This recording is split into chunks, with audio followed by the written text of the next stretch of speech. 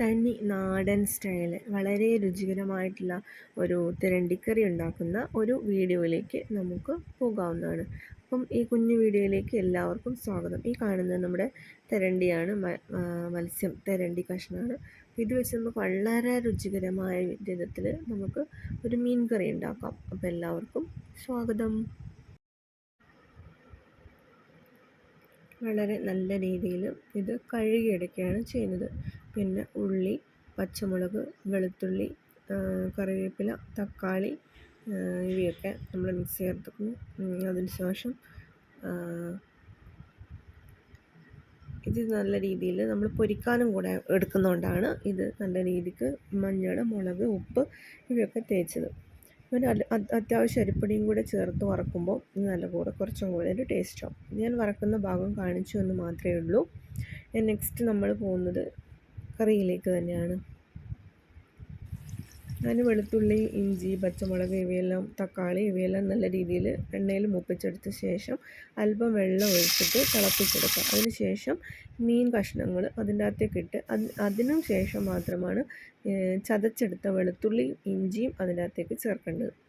അപ്പോൾ നല്ല തിള വന്നതിന് ശേഷം മാത്രമേ മീൻ ഇറക്കി വെക്കാവുള്ളൂ. പിന്നെ ഞാനിതിൻ്റെ അകത്ത് പുളിക്കായിട്ട് ഉപയോഗിച്ചത് ഉപ്പിലിട്ട മാങ്ങയാണ്. പിന്നെ അതുപോലെ കുറച്ച് കറിവേപ്പില ആഡ് ചെയ്തിട്ടുണ്ട്.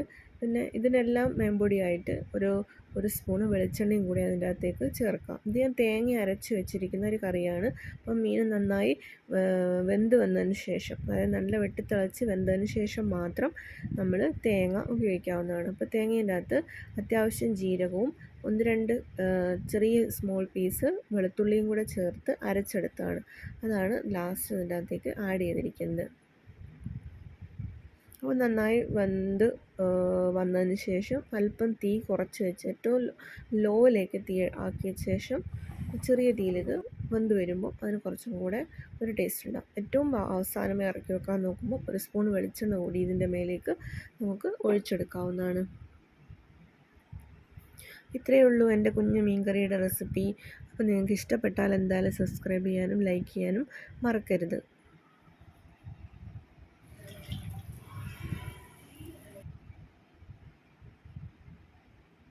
കണ്ടില്ലേ, മീൻ പൊരിച്ചത് കൂടെ റെഡി ആയിട്ടുണ്ട്.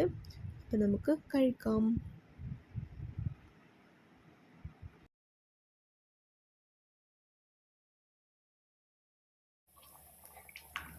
ഒരു കാര്യം കൂടെ വിട്ടുപോയി, ഒരല്പം ഉലുവയും കൂടെ താളിച്ച് ചേർത്താൽ കുറച്ചുകൂടെ ടേസ്റ്റ് കൂടും.